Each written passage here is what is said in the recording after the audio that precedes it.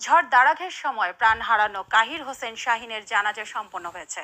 বার্মিংহামের আস্টনের মানসফিল্ড রোডের মসজিদুস সুন্না আন নববীতে তার জানাজা সম্পন্ন হয়। শুক্রবার জুম্মার নামাজ শেষে হাজারো মানুষের অশ্রুসিক্ত নয়নে বিদায় জানানো হয় শাহিনকে। বার্মিংহাম থেকে বিস্তারিত জানাচ্ছেন আব্দুল আহাদ সুমন। ক্যামেরায় ছিলেন শর্মা। চলে গেলেন অসংখ্য সামাজিক সংগঠনের সাথে জড়িত প্রিয় ব্যক্তিত্ব কাহির হোসেন শাহিন।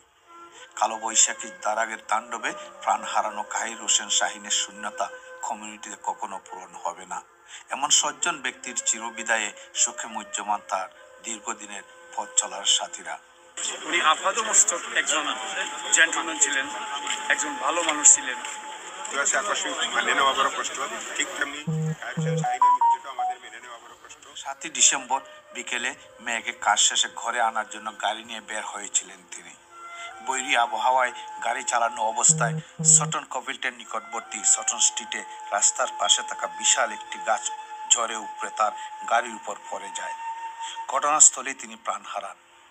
সড়ক দুর্ঘটনায় মর্মান্তিক মৃত্যুতে আমরা সবাই শোকাহত। তাই কমিউনিটির লোকের খুবই ইনভলভ আসলাম, প্রত্যেকটা সংগঠনের লোকে জড়িত আসলাম। ভীষণ একটি ক্ষতি হয়ে গেল। তার এই অবর্তমানে তার এই জায়গাটি পূরণ হওয়া আমাদের জন্য অত্যন্ত কষ্টকর হবে। এবং আজকের জানাজার উপস্থিতি দেখলাম হাজার হাজার মানুষ। কাহির হোসেন শাহিনের দেশের বাড়ি সিলেট জেলার উসমানীনগর উপজেলার সেকন্দপুর গ্রামে। 5 মে এক ছেলে সন্তানের জন্য কাহির হোসেন শাহিনের অকালে চলে যাওয়ায় প্রিয়জনদের হৃদয়ে রক্তক্ষরণ হয়তো কখনো থামবে না। বিরহের স্মৃতি বয়ে বেড়াতে হবে চিরদিন, তবুও বিধাতার লিখন যে মেনে নিতেই হয়।